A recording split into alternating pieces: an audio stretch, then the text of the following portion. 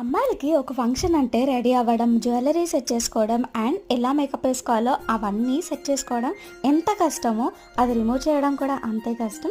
So అది వేసుకున్నప్పుడు చాలా హ్యాపీగా ఉంటుంది అండ్ మంచిగా ఆ డే మొత్తం స్పెండ్ చేస్తాము.